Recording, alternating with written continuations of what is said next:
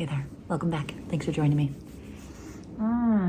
It is a beautiful snowy morning here in Chicago. That's what Tilly's warming up. We were just outside playing in the snow. Oh, it's so cold. Hey, before we delve in, I need to show you something. Do you remember a couple of weeks ago when I got super excited because I found an insect museum here in the city of Chicago that I could take classes learning how to pin insects?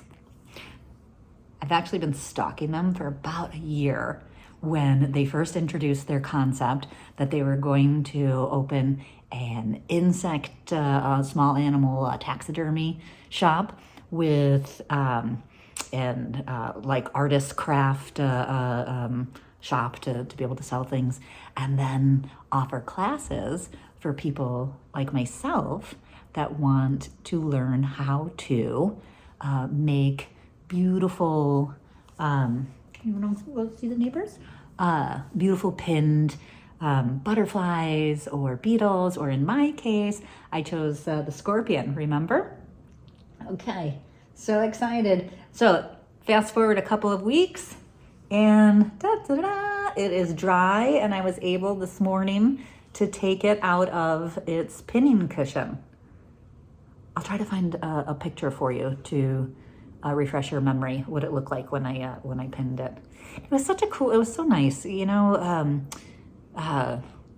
we spent about 2 hours learning everything there is to learn about scorpions and the positions that they hold, and then we laboriously spent time pinning it into the exact place so that it would dry into this. That's so cool. That's what I love about the city. If you're an explorer, there's so much to find, to be able to do. Oh, well, this week was Thanksgiving here in America, right? It's the beginning of the holidays. Oh, and can I just tell you, even this morning, my wife and I,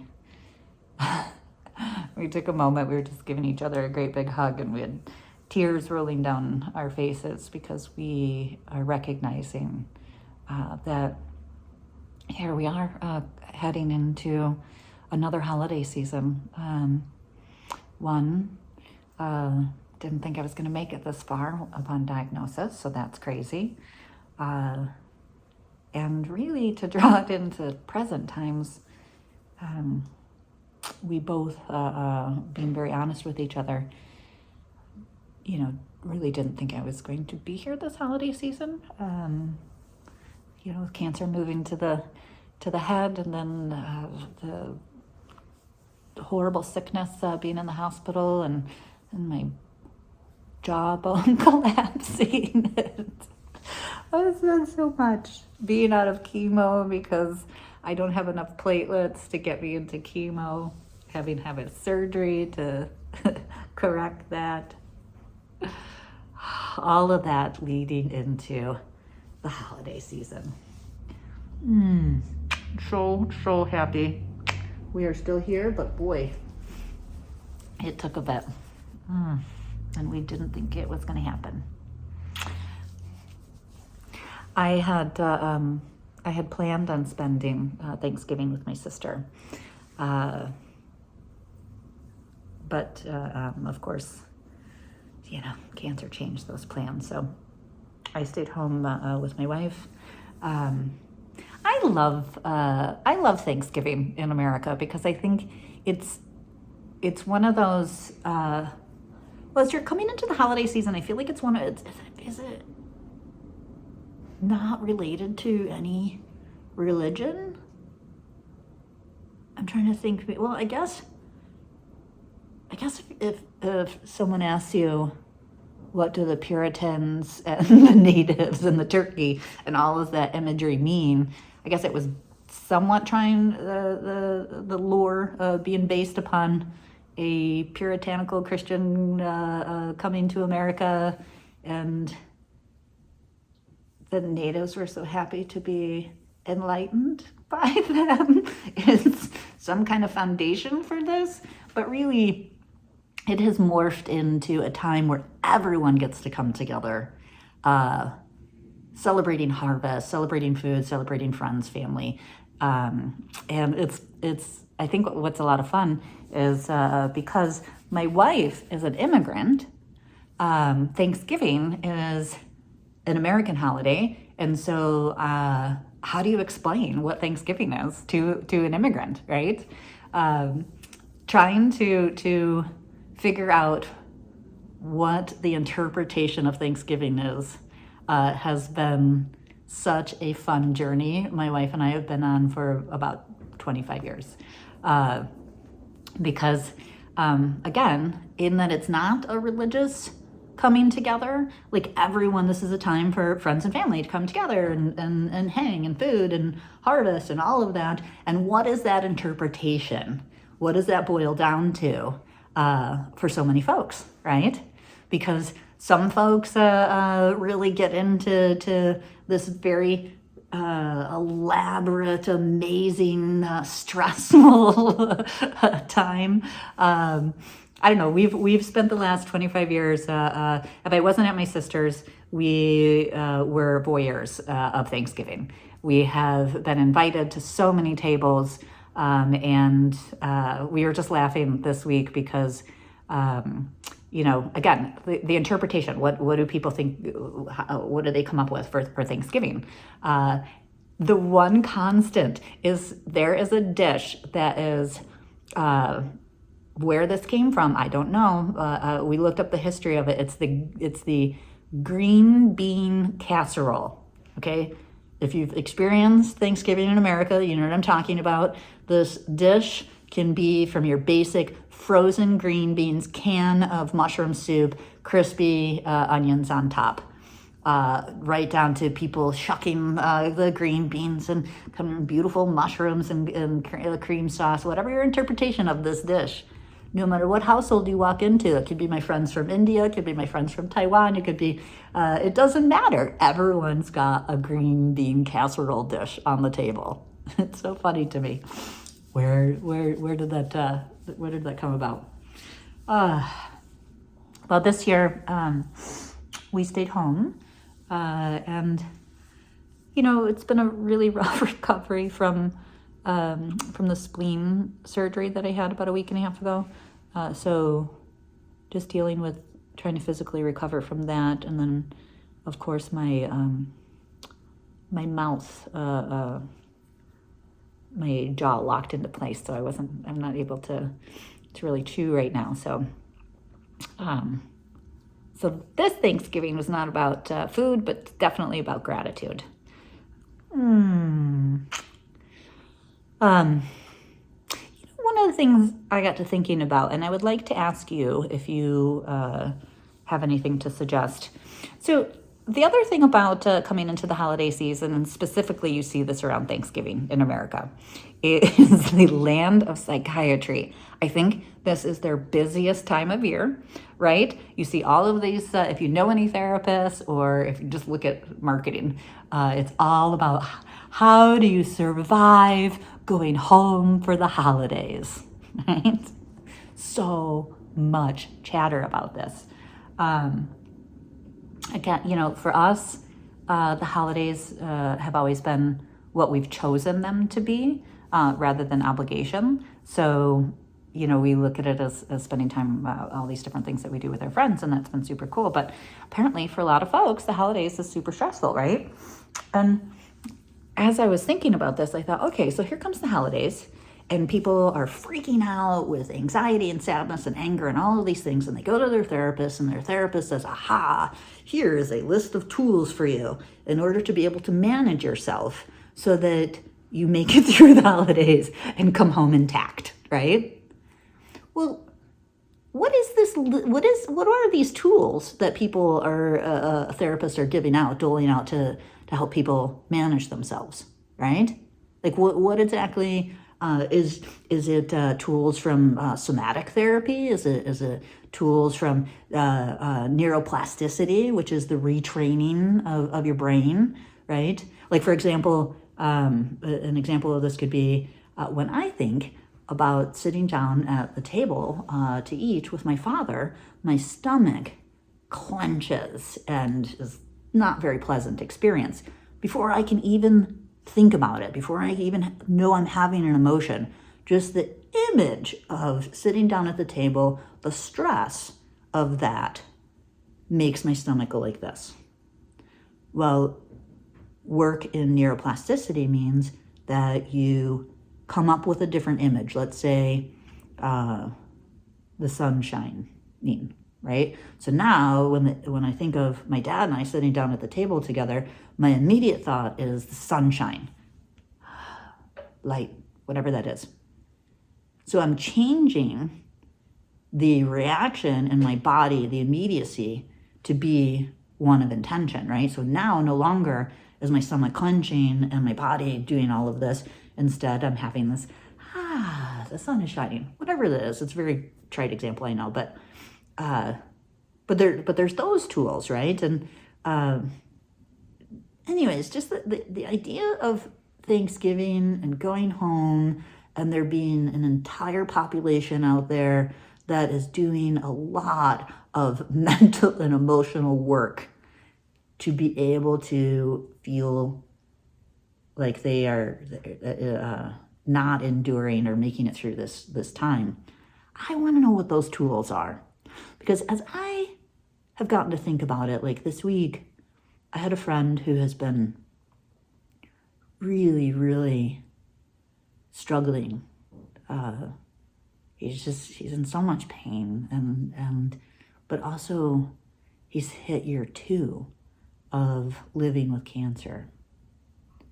And we talk about this all the time. Is it endurance that gets us through? Like, what is it that allows you to not go insane and be able to keep going? And he very wonderfully, thankfully, recently started going to a therapist. And his therapist did give him some tools. His therapist sat down and was explaining a tool to him to be able to find that place in your mind to go to that's pleasant. Just very simple, very simple. This man has never used visualization techniques before. He's really never had any hardship in life. He's been very blessed. And so he doesn't have tools like this to draw from. And something like this that is simply, okay, for me, it's the forest, right? Let's say I decide I, in my mind, am going to go for a walk in the forest. And I'm focusing on the color and the sound of the leaves or the sound of my footsteps or whatever it is, every little detail to bring me into that happy place and stay there for a little bit to give yourself some reprieve. Now, to me,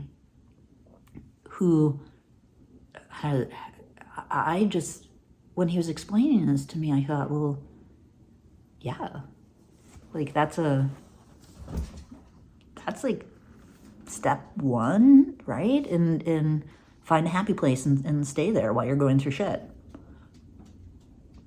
But in chatting with him, like, this was a revelation to him. This was a tool that someone gave him in order to help with. He's sitting in his chair crying every day.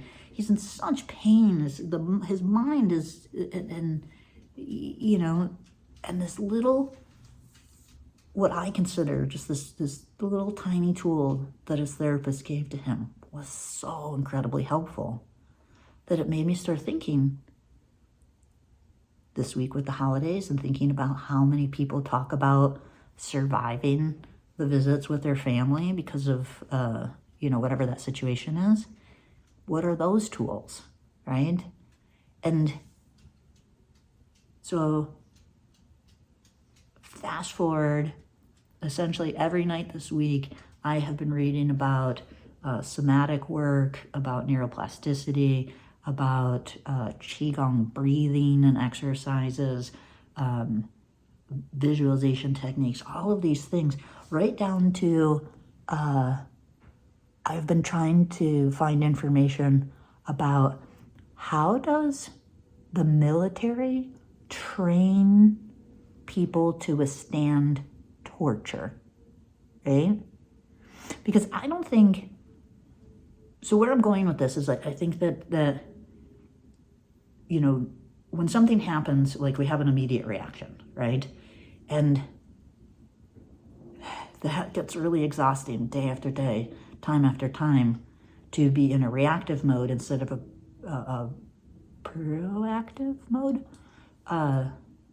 To be able to set up these tools to be able to draw from before they just keep attacking you, right? So what I'd like to ask of you is, because in this moment in time, and I'm sure the chemo is going to take it away, I've been able to read.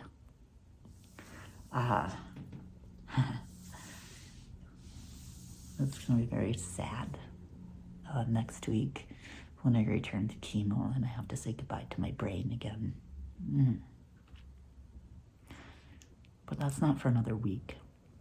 So what I was thinking about is I would love if you have any suggestions for whatever information. I'll go on the deep dive, whether it's be reading or videos or this or that, that talk about the tools, because along with this gentleman that I was talking with another woman who it's the keep going.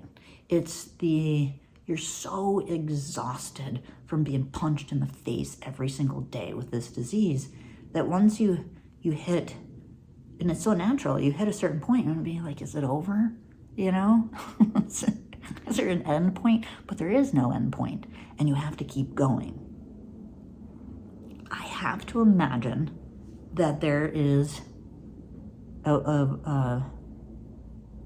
there's a way to make a compilation of these tools that we learn from these various different sources, right? So ultimately what I'm asking you is if you have any great reading material about whether it be the tools or the experiences or whatever, how do we survive